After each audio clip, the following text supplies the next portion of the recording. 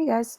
So we just finished up with Shiloh, so let's jump back in. We're moving on to Antietam. This was a major battle, very very important. So the Confederate Army, like I said before, they kind of had they had the home advantage. They knew the terrain, they knew the climate, all that kind of stuff. Um, but the more you fight on your home turf, the more tore up it's going to get. Um, so they wanted to start pushing more north. So Robert E. Lee invaded Maryland in September of 1862. So we're still pretty early in the war. This is known as the single most bloodiest day in American history. There were 23,000 people here that died. Eventually, the Confederate Army retreated south, but George McClellan was he was kind of fired. Um, McClellan came under a lot of fire because he wasn't a good general. He always waited for the perfect moment, whatever the perfect moment was, to attack. And so when you're waiting, you miss out on really big opportunities. There's a lot of backlash. And then after a massive, deadly battle like this, Lincoln was like, okay, that's it. Grant, you take the lead because, you know. And then Grant ends up becoming one of our greatest Union generals. Some pictures. There's Lincoln, McClellan. Okay, so next let's talk about the Emancipation Proclamation. So, like we talked about last time, Lincoln started out with his presidency of we're keeping the Union together. I don't really worry about slavery yet. Um, by the end of his first term, as the Civil War goes on, he's like, oh, geez, okay, well, let's probably get rid of this slavery thing. So he writes the Emancipation Proclamation.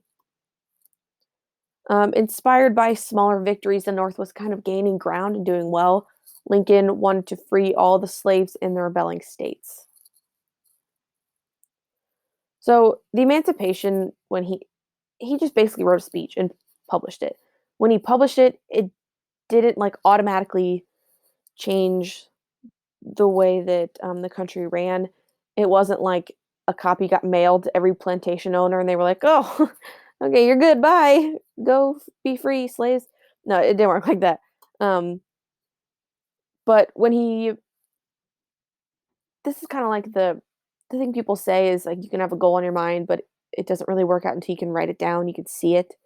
Um, this is kind of how it was. So it officially made the position of the Northern Army no to slavery. We're bringing the Union back together and we're getting rid of slavery. It gives the Union a moral purpose for victory. Let's say let's say that our school was fighting a civil war like this. So we had 10th, 11th, and 12th grade on one side, 7th, 8th, and 9th on the other side. Let's say we're fighting over,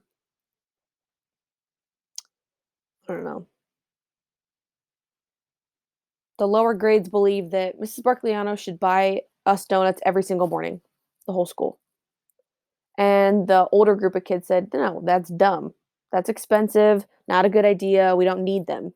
So they decide they want to leave and start their own school with Mrs. Plosek and Mr. Rader leading them. And I'll lead us. Don't worry, I'll be your Lincoln. And we'll take Mavros. So and Miss Hennis. So us against Plosek, Rader, and Costanzo. Um, that sounds like kind of a dumb war, right? Not that important. Let's kind of compare that to this. Let's keeping the Union together. Not a dumb war, but I mean, it's not. We're not all that invested, you know. We could still survive as two separate schools. The country could still survive as two separate countries. It's not a big deal. We'd all like to stay together, but not a big deal.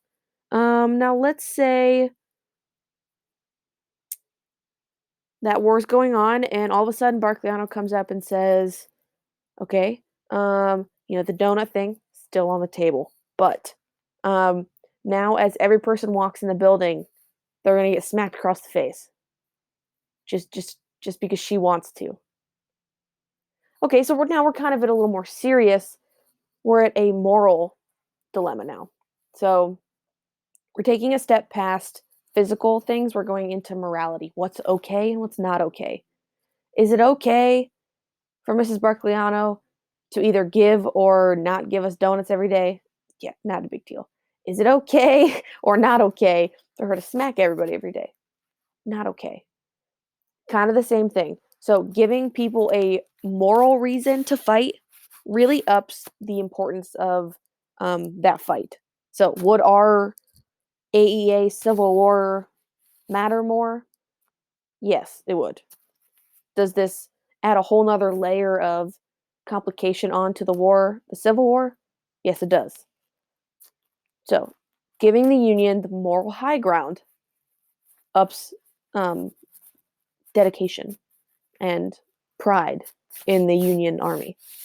This also makes it hard for foreign nations to aid the South. So let's say we're in our Civil War and Lakewood High comes in and says, "Hey, we'll give you a bunch of sugar. You can make your own donuts." And then we're like, "Well, Barclayana wants to smack everybody before they walk in. Do you think Lakewood High is really going to keep helping us?" No, they're going to step back. So kind of the same thing. We're like, "Hey, France and Britain, you shouldn't help the South because they want slavery and we don't. We're officially fighting against slavery. Are they going to help? Probably not." So next we have Gettysburg. This was the northernmost battle of the Civil War, unless you watch The Office and you think it's the Battle of Street Farms, but it's not real.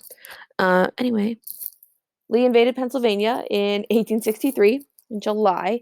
Um, over this 3-day period, Union forces worked really, really hard to defeat the Confederate forces in this battle. The Union did win. This was a huge turning point. So the Southern Army was driving north, and just winning and winning and winning and winning. The more they win, the harder it is for the Union Army to come back and win.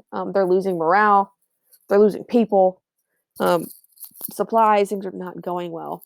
But this massive battle at Gettysburg gave them that extra boost they needed. Now let's do the Gettysburg Address. So I don't know if any of you have ever been to Gettysburg, but there is a massive cemetery there. Lincoln and another guy, what's the last name? Douglas. I want to say the name is Stephen Douglas. Stephen Douglas shows up, gives a 2-hour-long speech about who knows what. Nobody really remembers. Lincoln stands up, gives a 2.5-minute speech, and just destroys, blows everybody away. I'm not going to make you memorize the Gettysburg Address because we're not at school, but you should all do it. It's incredible. Lincoln talks about how we need to preserve the country. America is not a collection of states, but one nation of people. Our fathers brought forth this nation, on this continent, a new nation, a nation of people. He talks about